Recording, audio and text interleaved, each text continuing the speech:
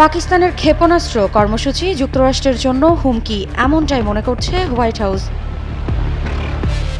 সম্প্রতি পাকিস্তানের দূরপাল্লার ব্যালিস্টিক মিসাইল তৈরির কর্মসূচিকে যুক্তরাষ্ট্রের জন্য উদীয়মান হুমকি হিসেবে উল্লেখ করেছেন হোয়াইট হাউসের এক কর্মকর্তা। দূরপাল্লার এই মিসাইল এশিয়ার বাইরের লক্ষ্যবস্তুতে আঘাত হানতে সক্ষম বলে দাবি করছে দেশটি।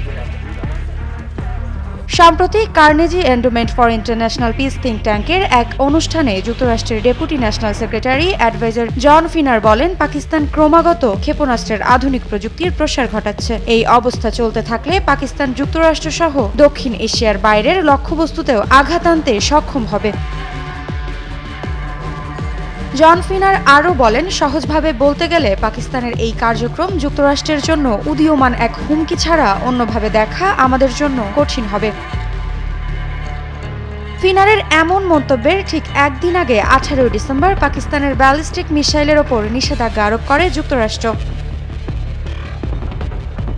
বার্তা সংস্থা রয়টার্সকে ওয়াশিংটনের দুই কর্মকর্তা জানায়, পাকিস্তানের যেই আকারের রকেট ইঞ্জিন বানিয়েছে তার কারণে যুক্তরাষ্ট্রের উদ্বেগ তৈরি হচ্ছে। তবে এমন নিষেধাজ্ঞাকে পক্ষপাতমূলক মনে করছে পাকিস্তান। দেশটির দাবি, যুক্তরাষ্ট্র অস্ত্রের বিষয়ে অবলম্বন করছে।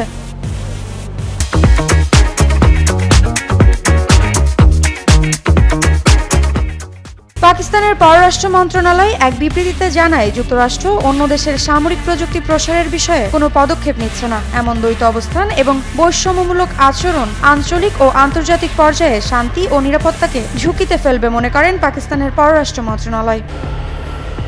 মৃত্তিকা বিশ্বাস, নিউজ 24।